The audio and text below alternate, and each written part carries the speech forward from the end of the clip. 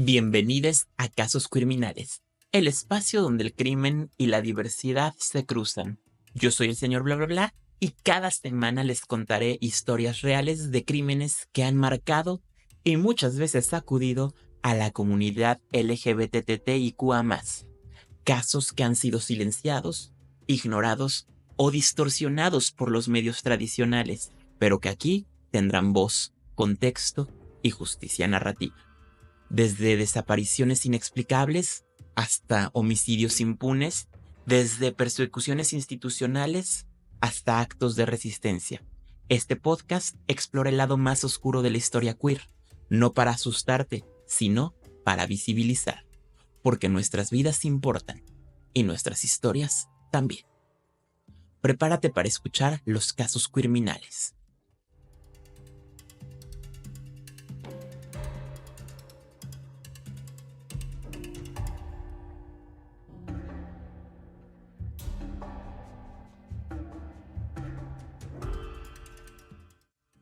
Agnes Torres, el crimen que el odio no pudo borrar.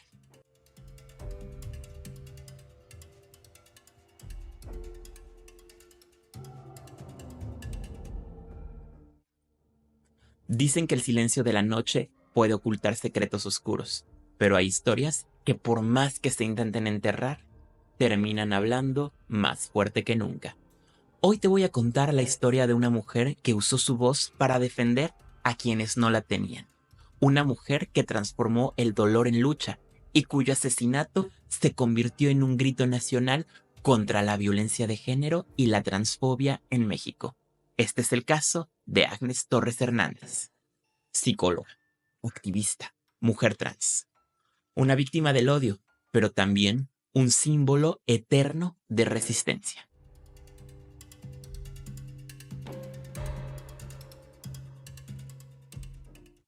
Una vida con propósito.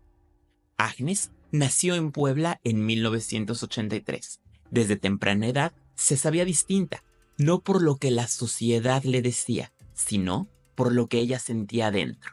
Era una niña en un cuerpo que el mundo insistía en llamar masculino, pero ni siquiera el peso del estigma pudo borrar su identidad. Desde pequeña, ella mostró una inteligencia brillante. Era lectora voraz, cuestionadora, incansable, emocionalmente sensible.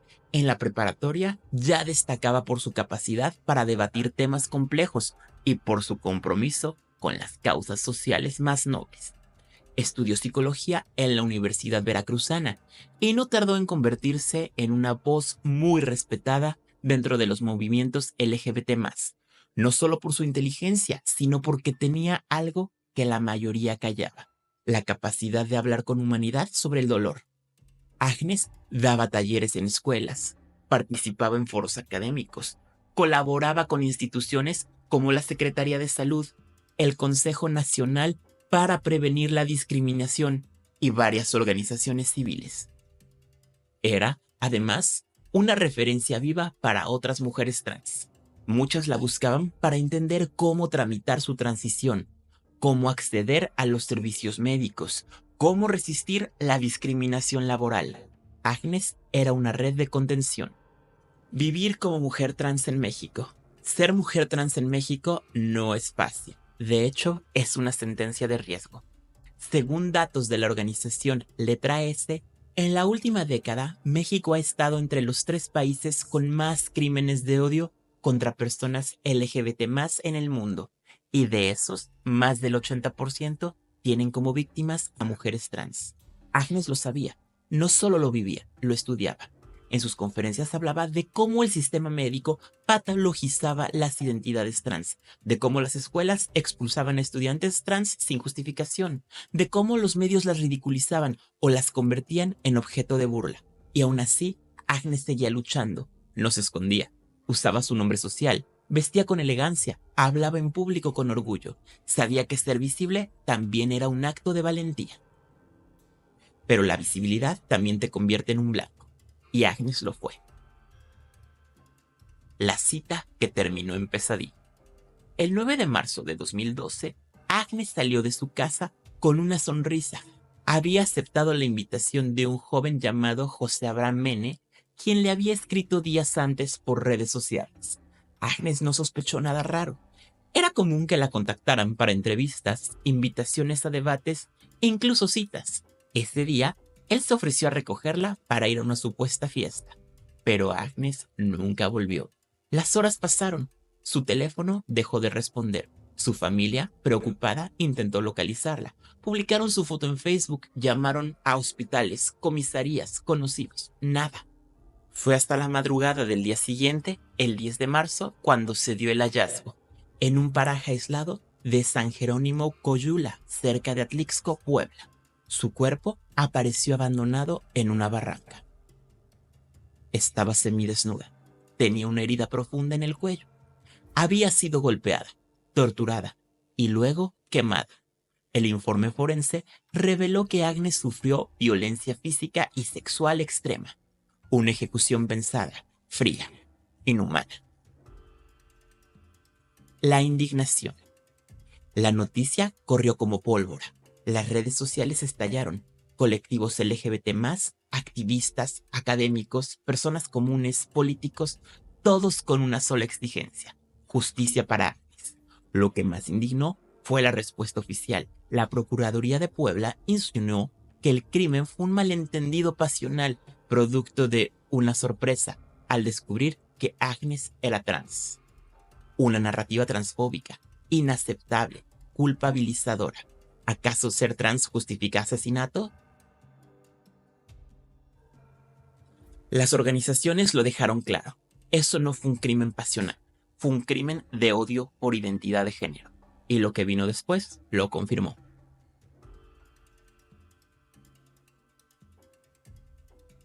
La verdad sale a la luz.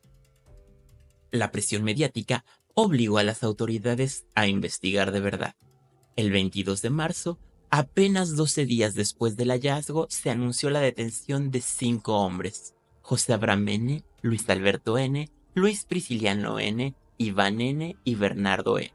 La investigación reveló que José Abraham había planeado la emboscada, que había contactado a Agnes con fines de humillación, que junto con sus cómplices la condujeron a un lugar apartado, que la golpearon, abusaron de ella y luego la asesinaron brutalmente.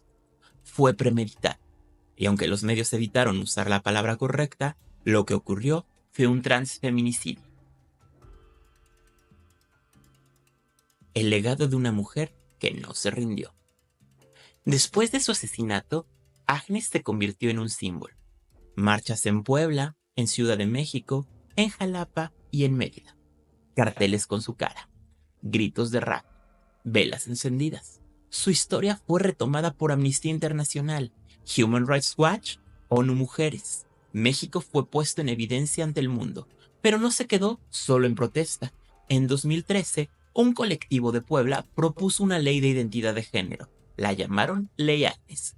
Su objetivo: que las personas trans pudieran rectificar su acta de nacimiento para reflejar su identidad sin necesidad de procesos judiciales, pruebas médicas ni certificaciones psicológicas.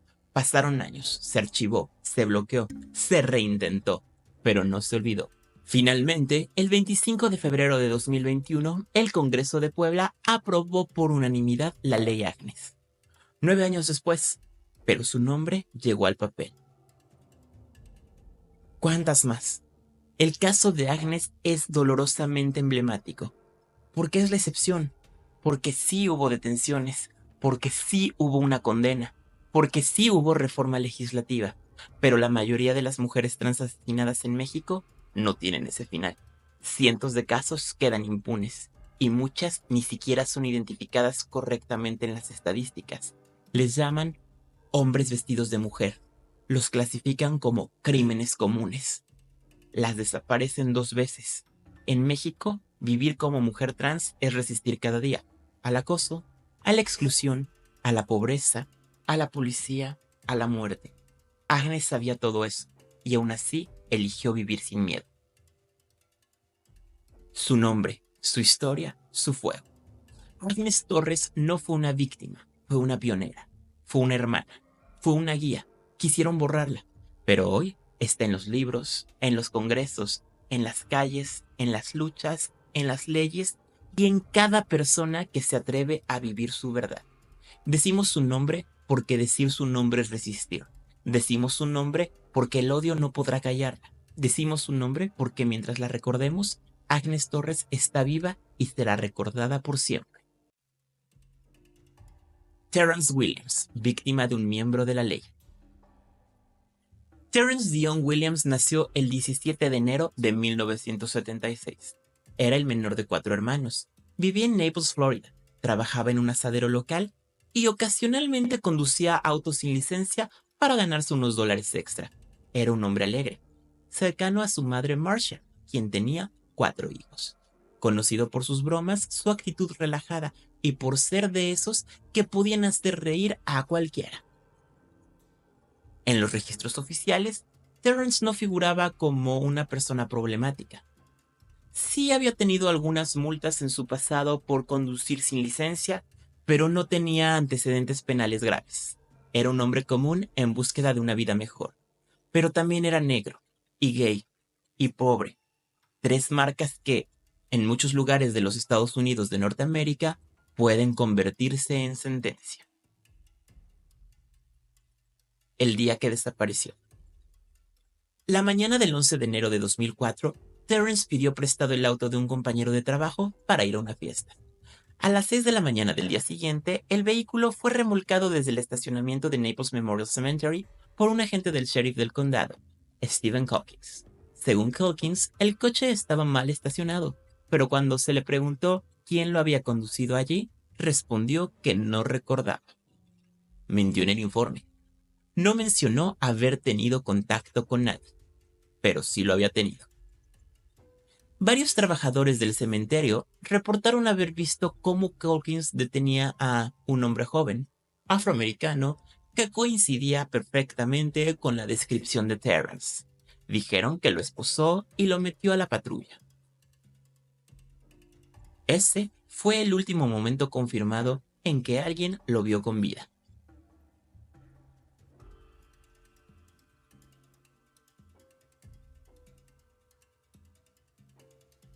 Una madre contra el silencio. Pasaron días. Terrence no volvió. Su madre, Marcia, empezó a buscarlo. Primero pensó que quizá estaba detenido, así que llamó a las comisarías, a las prisiones locales, a los hospitales, a la oficina del sheriff. Pero nadie sabía nada. Ninguna ficha, ningún reporte, ninguna entrada, ninguna salida, ninguna llamada. Solo silencio. Hasta que una semana después, uno de los amigos de Terrence le contó que el auto en el que iba había sido remolcado del cementerio. Incrédula, Marcia fue al lugar. Habló con todos los trabajadores y ahí supo la verdad. Que el oficial Calkins lo había detenido, que lo esposó, que se lo llevó. Y cuando pidió explicaciones a la policía, Calkins cambió su historia. Primero dijo que nunca tuvo contacto con Terrence. Luego, que sí lo detuvo, pero que lo había dejado en una estación de conveniencia cercana, sin arrestarlo. Dijo que Terrence parecía nervioso, que le había dado un nombre falso, que se rió con él, que luego lo soltó. Nada de eso se pudo comprobar. Y nadie volvió a ver a Terrence. El patrón de desapariciones. Pero este no fue el único caso aislado. 3 meses antes, en octubre de 2003, Felipe Santos, un inmigrante mexicano de 24 años, había desaparecido, también tras ser detenido por Stephen Calkins. Felipe fue arrestado por conducir sin licencia. Según Calkins, lo dejó en una gasolinera. Igual que a Terrence, nunca se le volvió a ver, nunca se le encontró. Nunca se investigó formalmente al oficial. 2 hombres racializados, 2 desapariciones, mismo agente, misma excusa. ¿Coincidencia? ¿Cómo la impunidad se viste de uniforme? A pesar de estas conexiones, Stephen Calkins nunca fue acusado formalmente de ningún crimen. Sí, fue despedido en 2004 por inconsistencias en sus declaraciones y por no seguir protocolos de arresto. Pero nunca pisó la cárcel, nunca fue interrogado bajo cargos penales, nunca enfrentó un juicio. ¿Por qué? La oficina del sheriff del condado de Collier alegó que no había evidencia suficiente para acusarlo. Pero claro, cuando el último en verte con vida es un policía, las pruebas tienden a desaparecer contigo. Las cámaras no existían, no había GPS en las patrullas, no hubo grabaciones, solo su palabra contra la de los ausentes. El apoyo de Hollywood. Años después, este caso, el de Terrence, llegó a oídos de alguien que decidió no quedarse callado, el actor y productor Tyler Perry. Sí, el de Madea.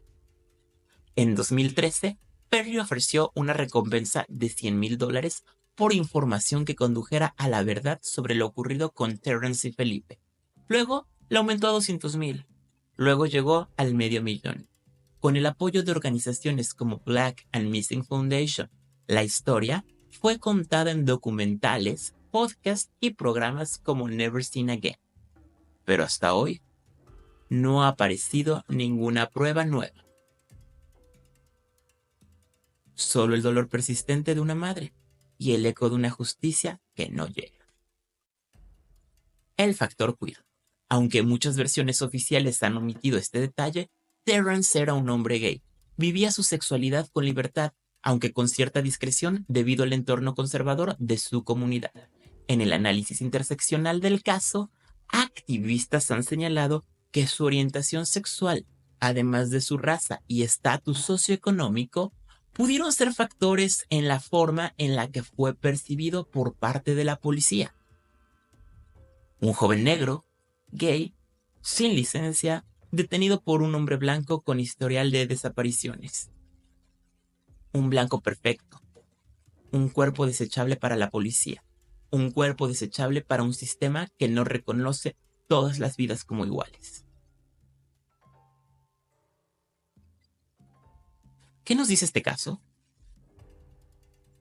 Este no es solo un caso policial, es un retrato de cómo funcionan el racismo sistemático, la homofobia estructural y la impunidad en los Estados Unidos de Norteamérica. Terrence Williams no es solo un desaparecido, es el espejo de miles. Porque lo grave no es solo que alguien pueda desaparecer bajo custodia. Lo grave es que el sistema lo permite. El grito que no pudo callar, Freddie Gray y la impunidad policial.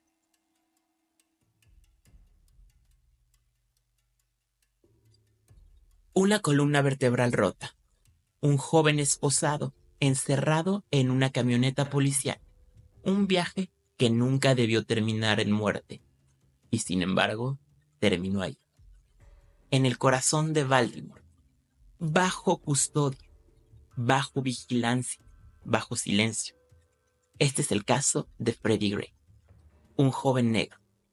Pobre. Marginado. Un nombre más en la larga lista de víctimas de brutalidad policial en los Estados Unidos de Norteamérica. Pero también una chispa, una tormenta, un detonante. Porque cuando Freddie murió, Baltimore ardió. Y con ella, millones alzaron la voz. Hoy en Casos Criminales vamos a contar esta historia. No la que los medios te resumieron en 3 minutos, sino la que duele, la que resiste, la que sigue viva. ¿Quién era Freddie Gray?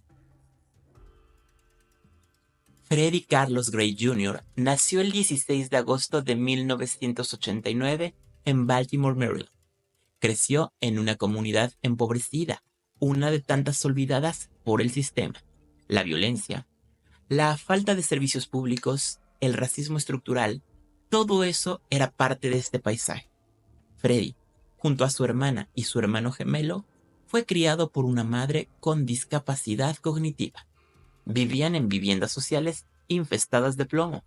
Él y su familia sufrieron problemas de salud crónicos por la exposición a ese veneno silencioso. Freddie no terminó la secundaria. Tenía antecedentes por posesión menor de drogas, algo común en jóvenes de comunidades racializadas y marginalizadas en Estados Unidos, donde la policía patrulla más que las ambulancias. Pero quienes lo conocieron hablan de un chico carismático, con risa fácil, con un espíritu juguetón, de sangre ligera, un chico que bailaba en la calle, que saludaba a todos, que soñaba con una vida mejor. Y aunque públicamente no se declaró abiertamente gay, varias personas cercanas a Freddie, incluidos activistas locales, han confirmado que se identificaba como hombre queer y mantenía relaciones sexoafectivas con hombres.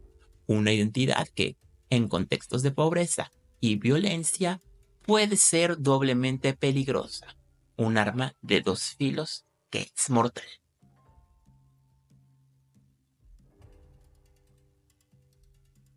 ¿Qué ocurrió el 12 de abril de 2015? El 12 de abril de 2015 era una mañana común en el barrio de Sandtown, Winchester. Freddie Gray estaba en la calle con unos amigos cuando se cruzó con dos oficiales en bicicleta. Según el informe policial, Freddie huyó al verlos. No portaba armas, no había cometido ningún crimen, solo corrió, como muchos jóvenes negros hacen al ver a la policía. Por instinto, por miedo, fue alcanzado, arrestado, golpeado. Los testigos dicen que lo arrastraron como un costal, que gritaba de dolor, que no podía apoyar las piernas. Los oficiales lo subieron a una camioneta tipo van, esposado y sin cinturón de seguridad. Durante el trayecto, que duró casi 45 minutos y tuvo múltiples paradas, Freddy sufrió una lesión fatal en la columna cervical. Cuando llegó a la estación, ya no podía respirar.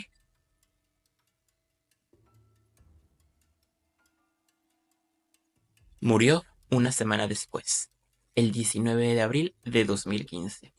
Tenía 25 años. La pregunta clave es, ¿qué pasó exactamente dentro de esa furgoneta?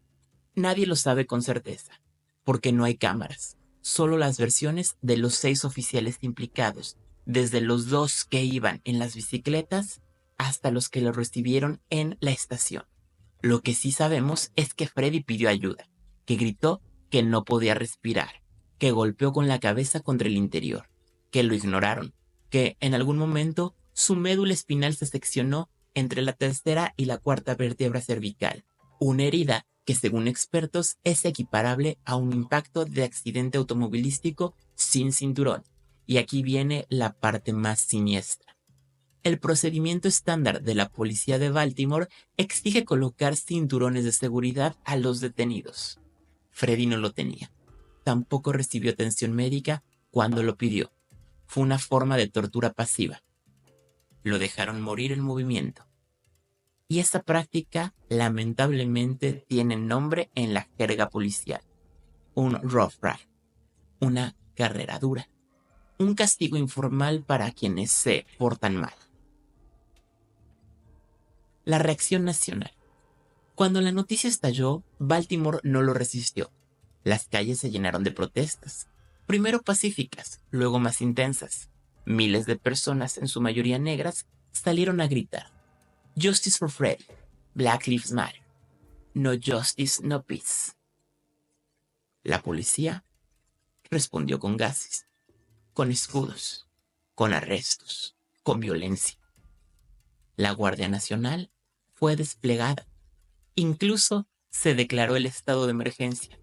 Por unos días, Baltimore fue el centro del mundo y Freddie Gray se convirtió en un símbolo. No porque lo hubiera querido, no porque lo hubiera buscado, sino porque su historia era la de miles. El caso judicial. La fiscal del estado, Marilyn Mosby, anunció cargos penales contra los 6 oficiales involucrados. 3 eran blancos y 3 afroamericanos. Los cargos incluyeron desde homicidio involuntario hasta mala conducta oficial. Parecía un avance histórico. Por fin algo se movía, pero el sistema hizo lo suyo. En 2016, 3 de los oficiales fueron absueltos por un juez. Los cargos contra los otros 3 fueron retirados. Nadie fue condenado. Mosby declaró que el sistema judicial estaba diseñado para proteger a los policías, no para juzgarlos. Y tenía toda la razón.